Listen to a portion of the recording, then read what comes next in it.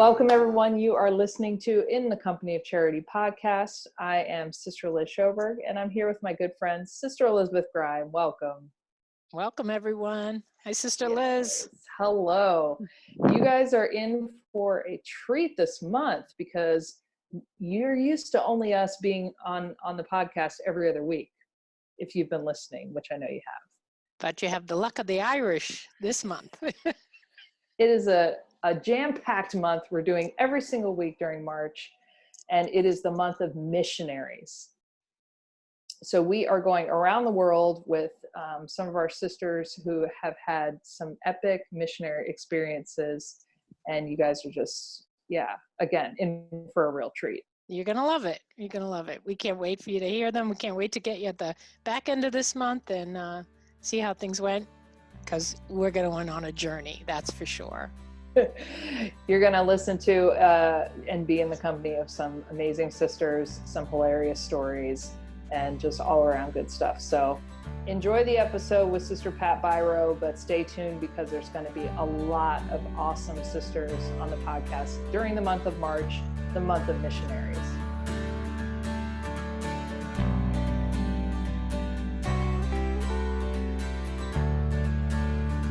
So, welcome, Sister Pat Beyrau, to the podcast. We're very, very excited to be here. It's kind of providential that we're able to record today because I don't know about anybody else, but I didn't know you were coming to this meeting. So we're grateful to have you. Well, I'm glad to be able to do this.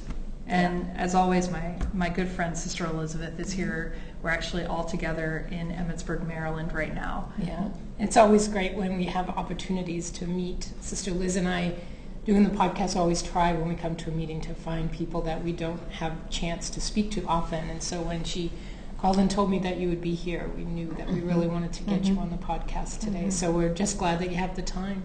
Oh, let's begin. Let's begin. So tell us a little bit, give us the 2-minute background, who you are, where you're from, and then a little bit into how did you end up in Kenya? Well, originally, a long time ago, I was born in Syracuse, New York. It was the day and age when you married at 18, or you entered religious life at 18, or you did whatever. And after realizing I had to say no to a possible marriage, I wanted to enter the Daughters of Charity of St. Vincent de Paul, at that time in Emmitsburg, Maryland. That was an experience. It was a great decision.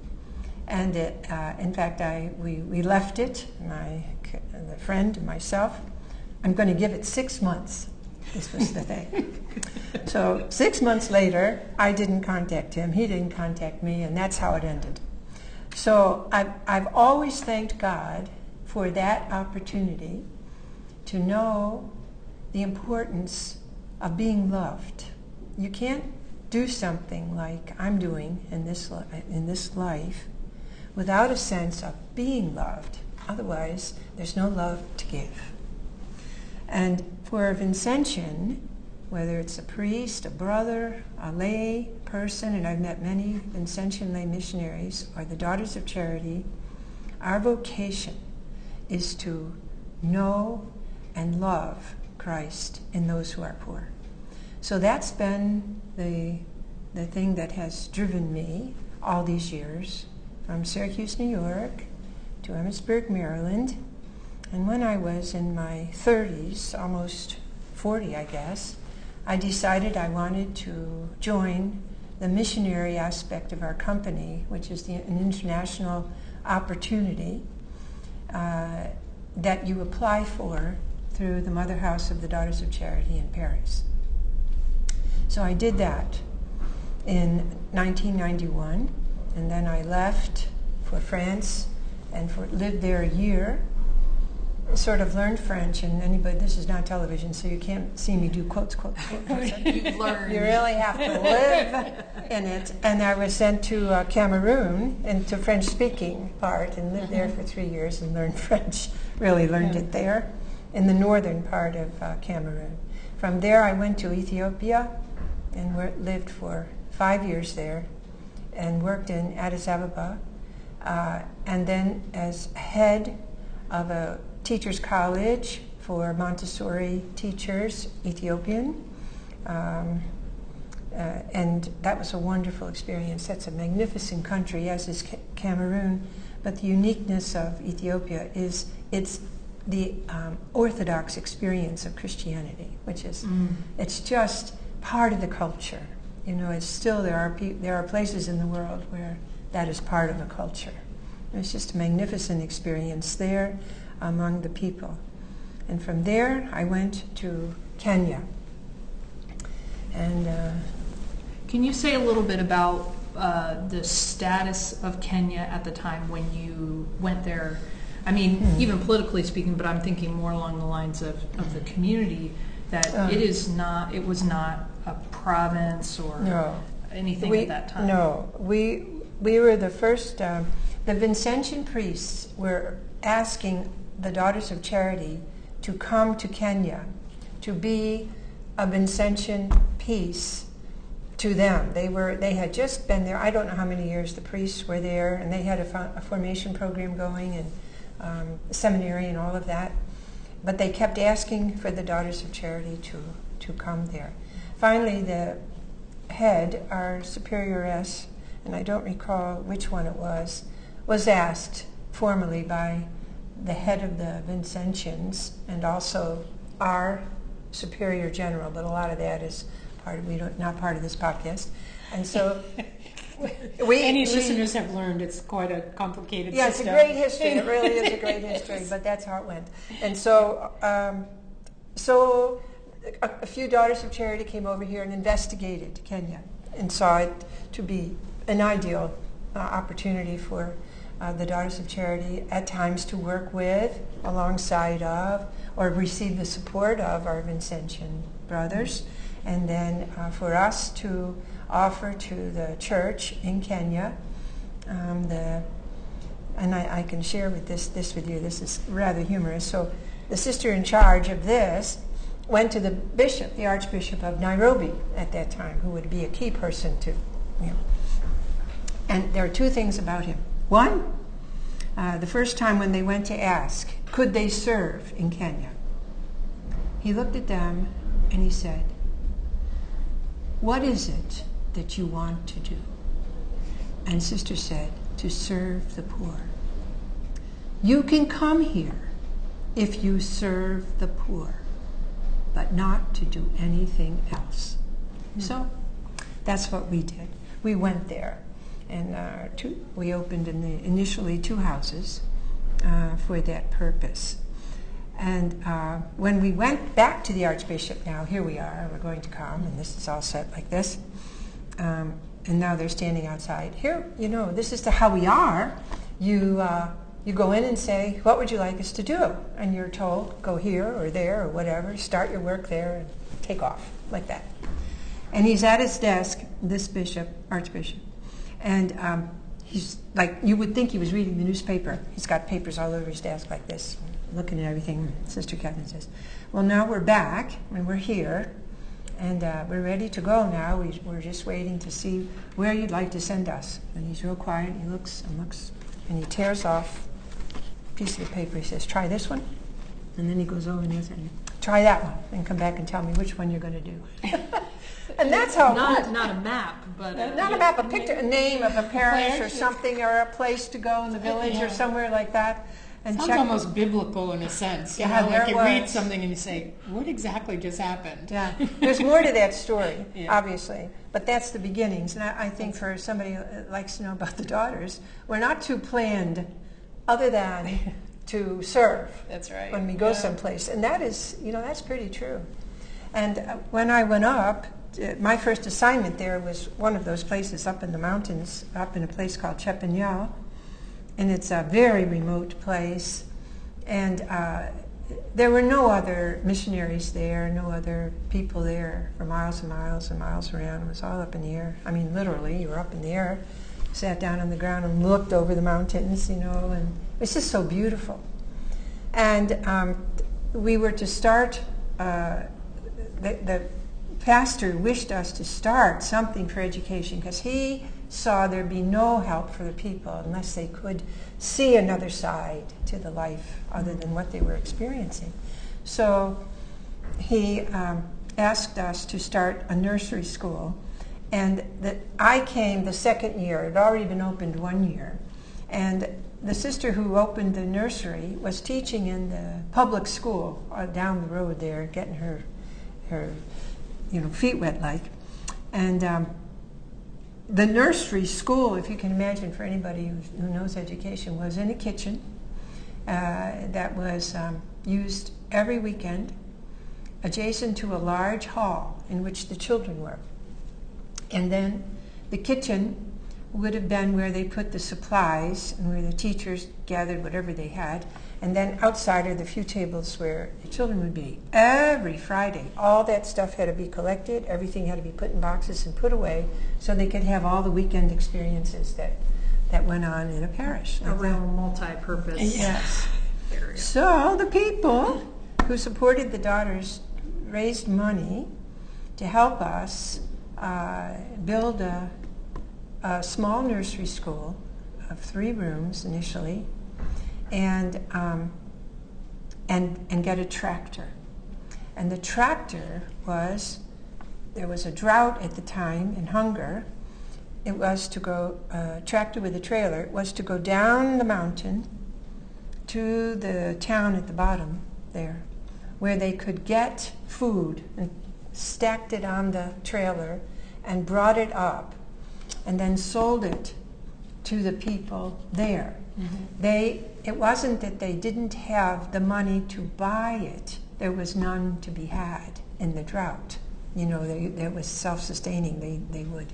So instead of paying to buy that, they paid the cost of what it would have been to plant. So it might have been a lot for a bag of seeds or something, right. But with the bag of seeds, they could have gotten several bags of maize. So that was our first work, and then it went on. It went on from there. I think I remember the fundraising for the tractor. For the tractor and trailer. Yeah, I remember that. Mm-hmm. It was a big deal. Yeah. And when there was now this is another part of us that's very important. This was years later now. When there was no longer need for that, people had seen what the tractor could do. There had never been a tractor up there before. So when there was rain and all, the tractor could plow. It could, whatever else you do with a tractor, it did that. Yeah. And so the people were watching this. Yeah. Then one time, at the planting time, we came up and we saw 2 tractors parked in the village below us. And our local superior said at the time, "We won't need this tractor. Let's give it this year, but after we're going to sell it." So we sold it, because the people themselves were able to get on with that dimension of their development just by witnessing. We had no idea that would happen. We're still young. We're not sure of all the ins and outs of this missionary experience, this one here. But that was a big event.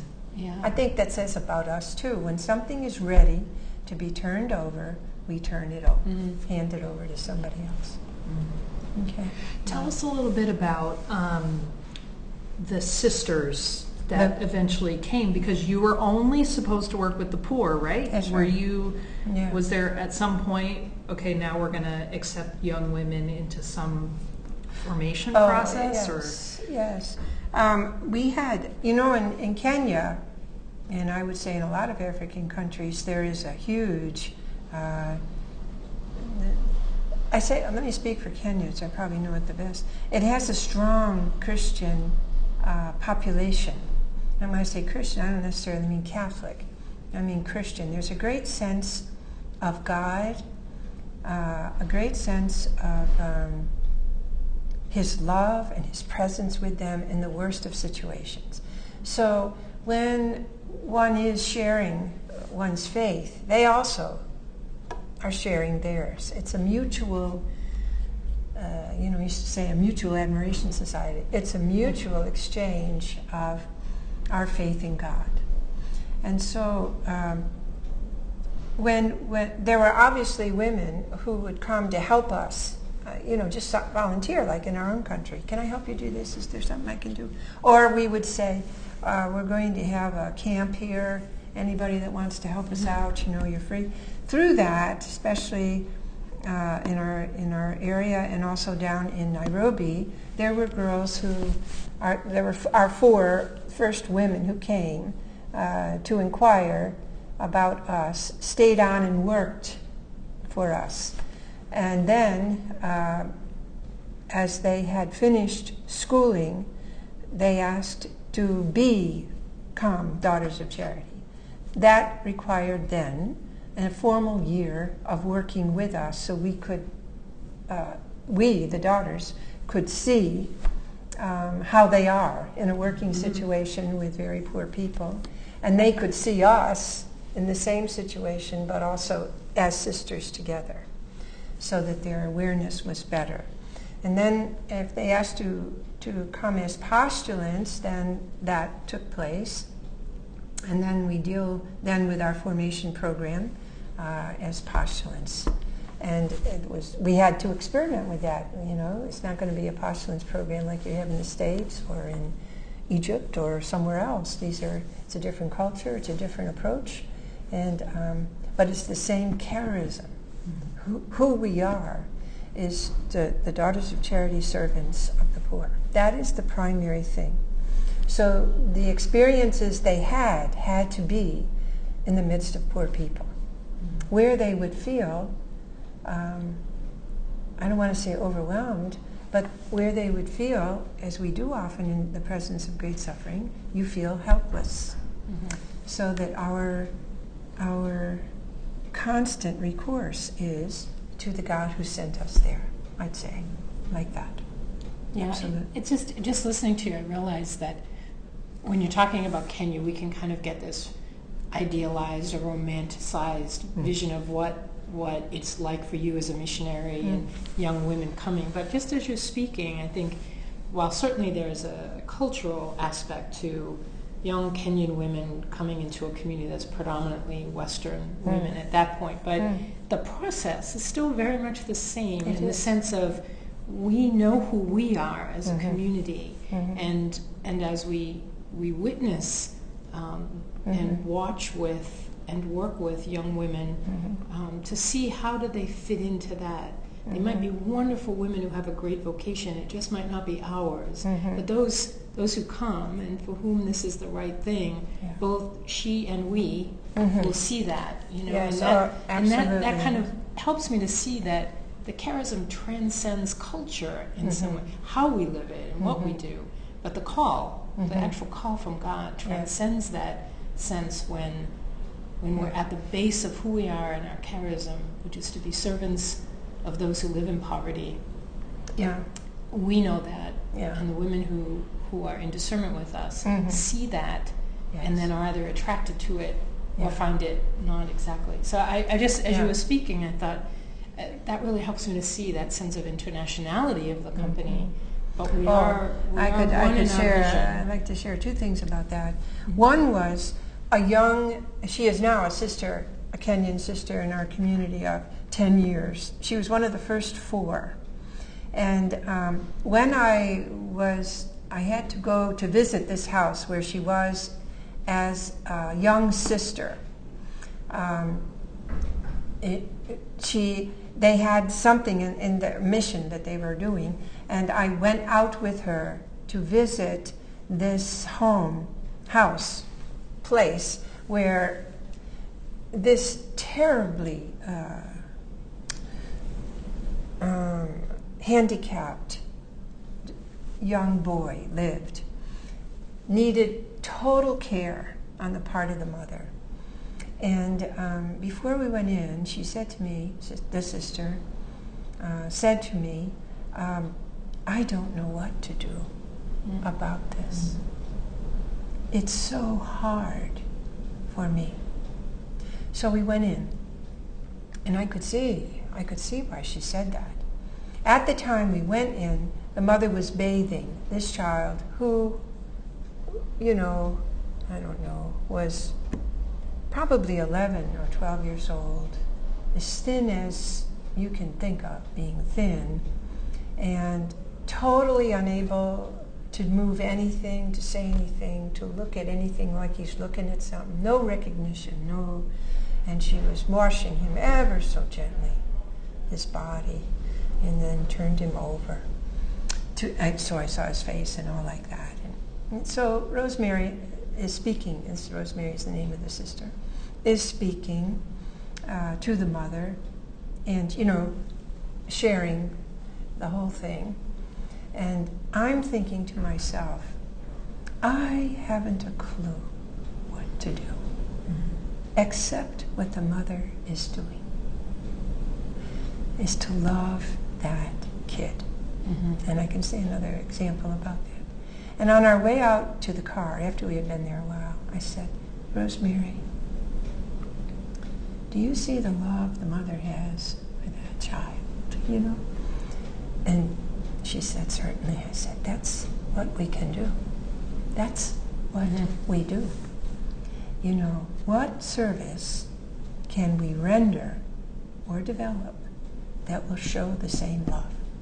That's like, that mother gave me the insight to that.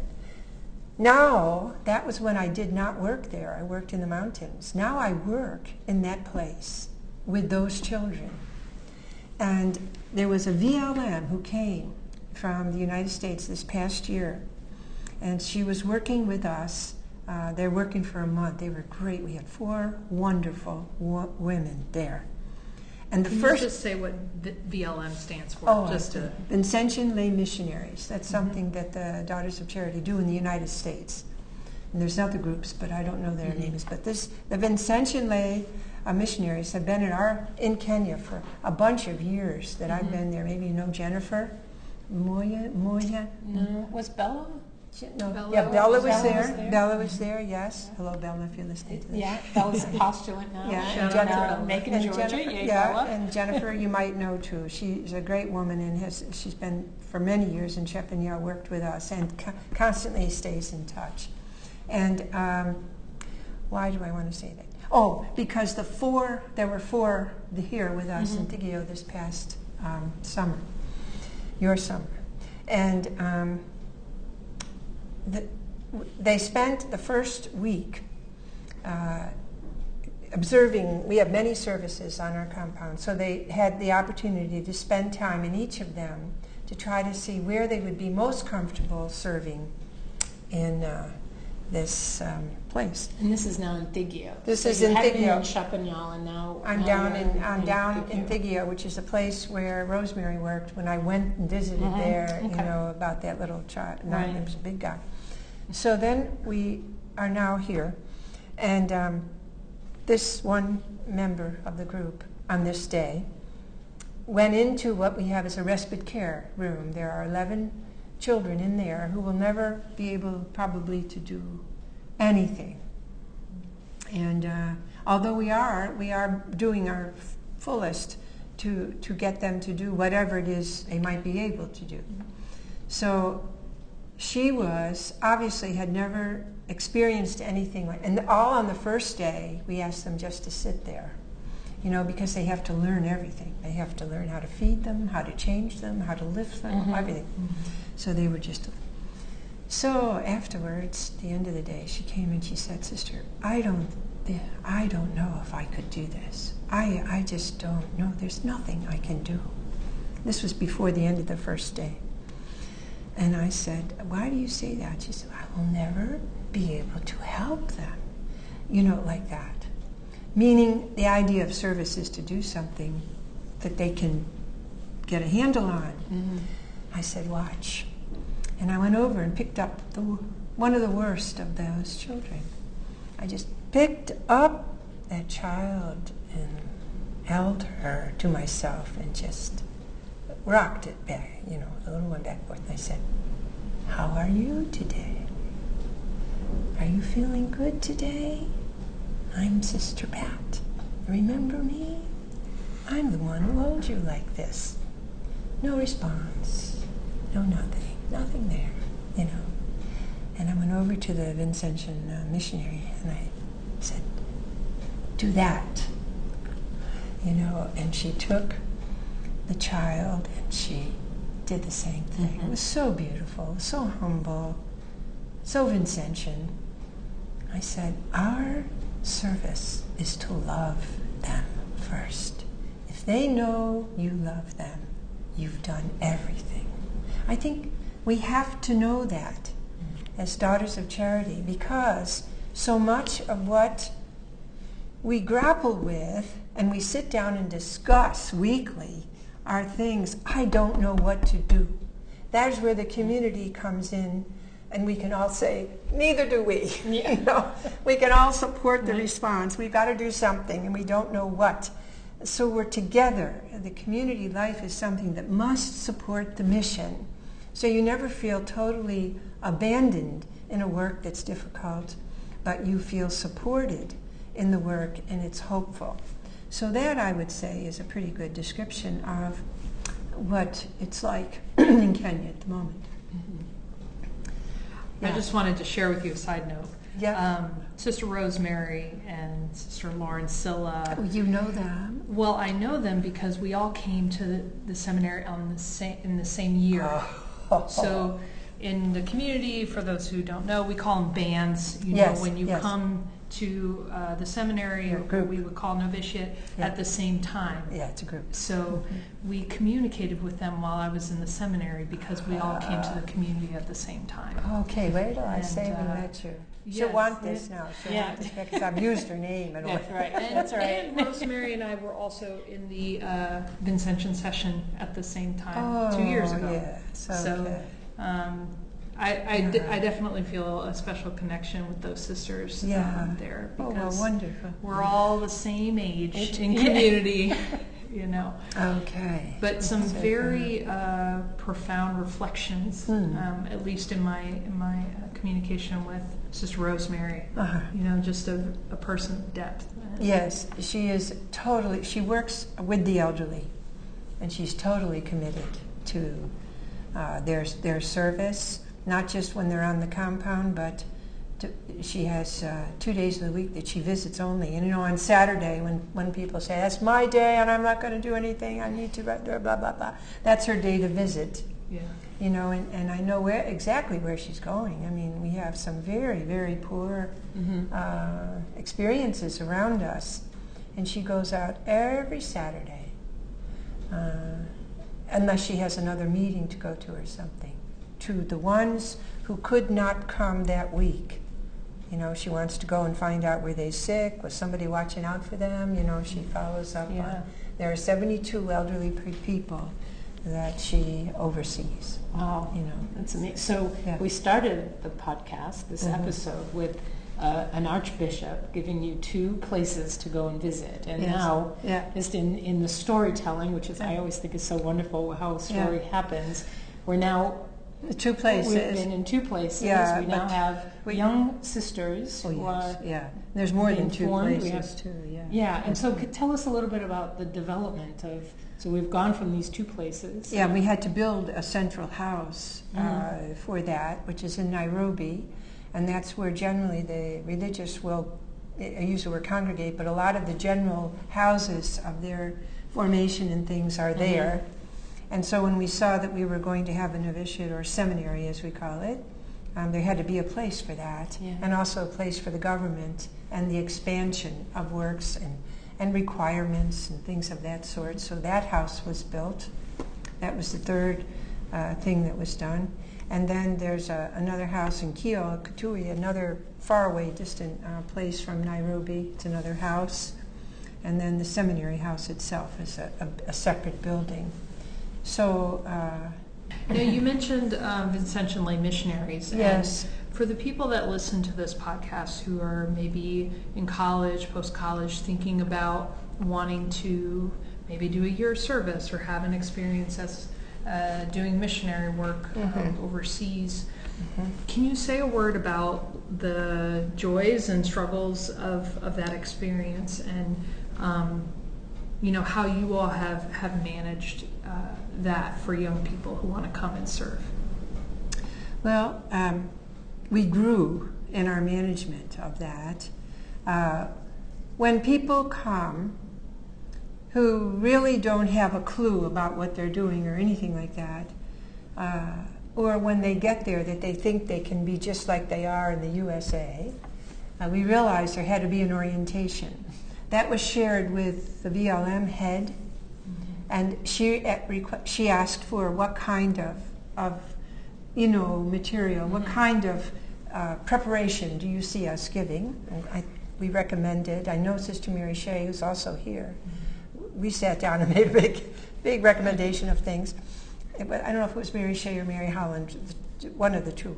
And we made recommendations for that. That was taken care of. And then when they come, there's an orientation meeting on the part of the leader of the house. For example, we would say such things, we can be more frank, because we don't know all the niceties of how you talk in the United States about things, So we can say, when you come here, it is not the United States.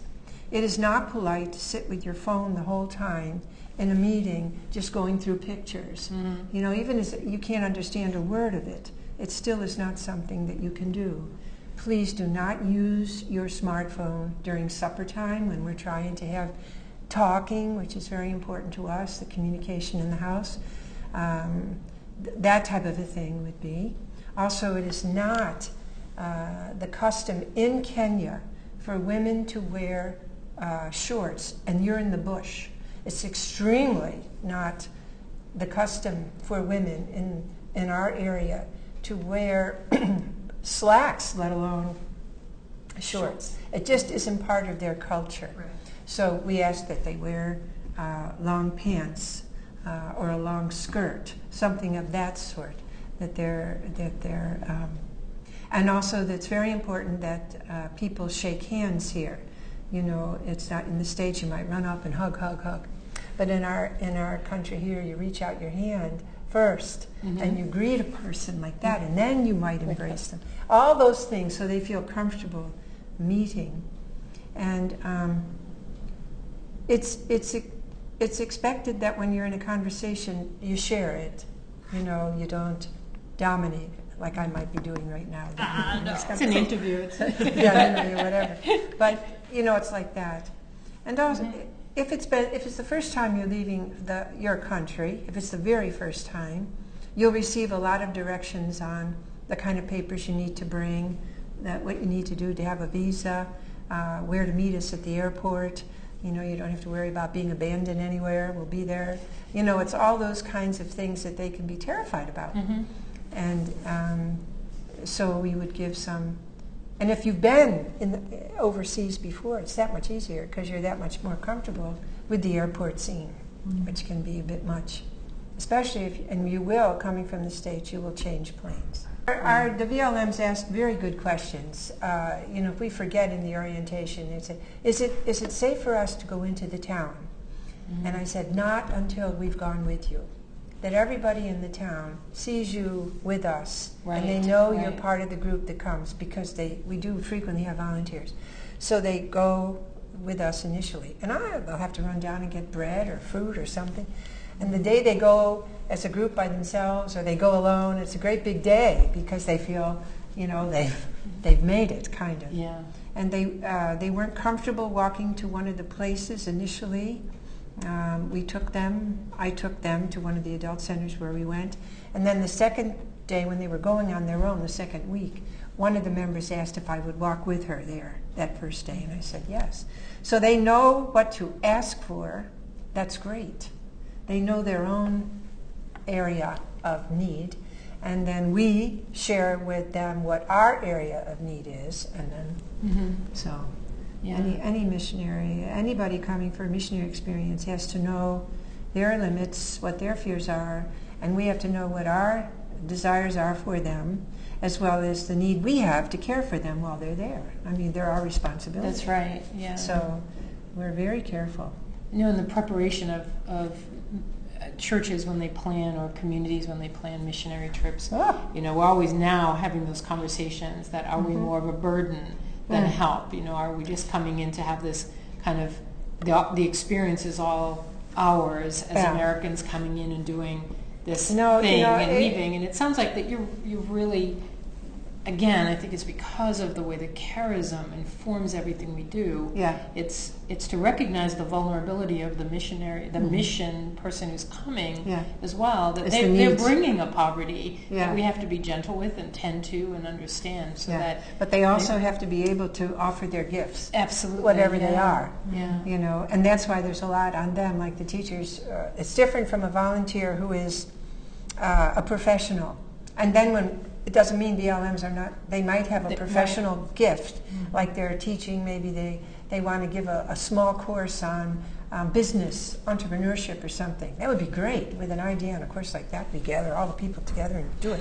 And also it can be true, though, that that they will, the teachers, my staff, for example, just had a big experience in May with professional people who came with an agenda and went through it with them and all like that.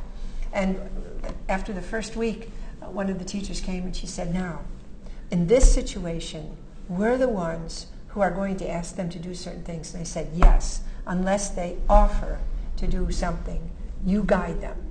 That's all they needed to know. But a lot of the BLMs did have, they came with all kinds of arts and crafts ideas, and the kids absolutely loved it. And dancing, oh my gosh.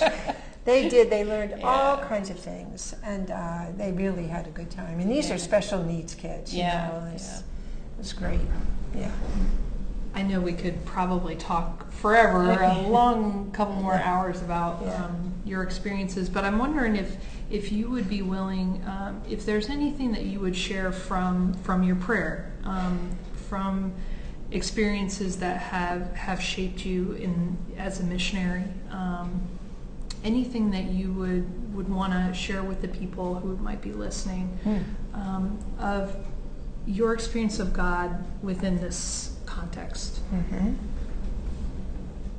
Okay, in terms of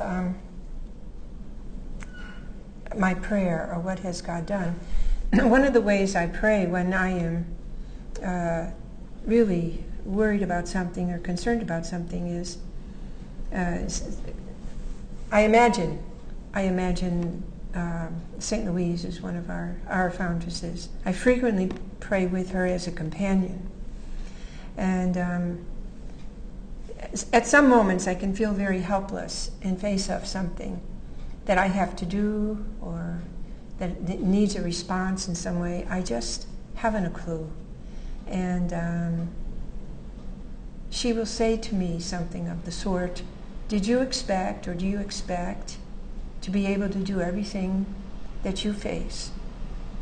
And I would say, you know, if I think about it, and the way I'm feeling is yes, I sort of expect that if I'm sent here to do something, that there would be, I would feel that there's a way to go with it.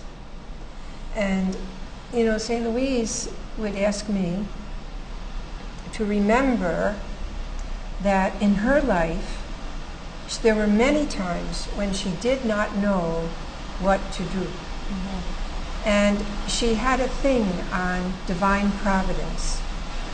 And she said, Pat, do you trust in God's providence? And I said, well, I trust that God is present with me in this mess, at this moment. And she said, can you trust that? You know, and that's the key. Can you trust that truth, that God is there? And you know, that leaves me at the quiet moment in my prayer, when I just let that truth enter. Nothing has more challenged me than to be faithful to a positive response to that question. Can you trust that truth? And the truth is, it's God's providence that I'm in Kenya, that I'm at the place I am in Kenya, and that I am going to make a response to what I think is His wish for me in Kenya. And I can trust that path. And I think that's the gift of what prayer has done in my life, and continues. I mean, it changes, you know, as we know. But that's, I can say that is something that is currently a very powerful grace for me at the moment in things I'm facing. Oh, that's beautiful. Yeah. Okay. Well, we certainly thank you for taking the time with us, and just truly grateful for you sharing your experience. And if there are some young people out there, for example, who are interested, Vincentian Lay Missionaries, just Google it, I'm sure, and they can find some information about that. And to find out more about what you guys are doing through our website. Make sure there are links in the notes of the podcast too that people can check as they're listening. So, So thank you very much. Thank you so much. You're welcome. Thank you so much. We're so glad you're here with us through this weekend. Yeah, thank you. This has been In the Company of Charity podcast. Thanks for listening. We'll see you next time.